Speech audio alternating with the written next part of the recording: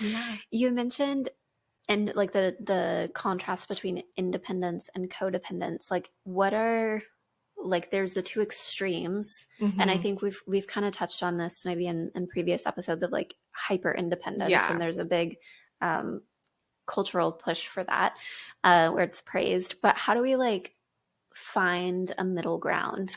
Yes. Like good connection, healthy connection. Yes. So the ideal like connection is interdependence. And that really is like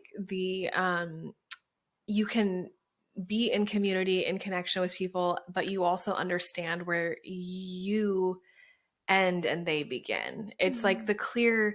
it's like knowing where your lane is and knowing where their lane is. And being able, instead of like there's no yellow line, Hmm. which is codependence, it's like clear where the yellow line is. And also, um, like not picking up and owning.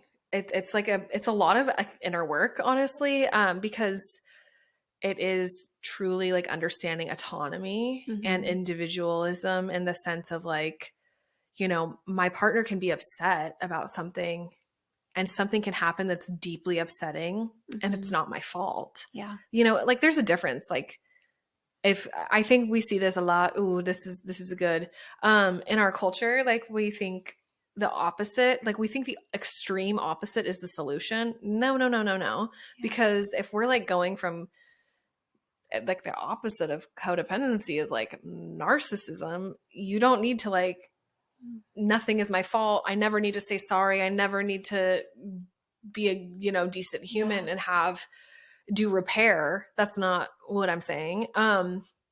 But there are things that aren't my fault and I don't need to Yeah. apologize for everything. But if I did do something that was hurtful and your feelings are hurt, I'm going to go and say, I'm really sorry I said that, or I'm really sorry Yeah. this happened. Um, and do the repair that's needed, but being able to recognize like what is actually in someone else's lane versus what's in my lane, Hmm. and what am I actually like obligated to do or responsible for. Yeah. um and having that healthy, I think like one of the biggest things I've learned in my own journey with it, especially in romantic relationships, is um just the element of truth over people pleasing, Yeah. the element of like being truthful and being being able to be honest and authentic versus always tell people what is comfortable to hear or keep the peace. And we kind of talked about this a little bit in the last episode of just like the fawn response, right? The peacekeeping. This is a trauma response. And if you grew up in an environment with addiction, or if you grew up in codependency, like peacekeeping is 100% what feels safe. Hmm. As a kid, learning like my emotions are upsetting for them, I'm not Hmm. going to have any, or they don't have space for my discomfort because work was so stressful or whatever, right? Like there's so many different scenarios in which this can play out.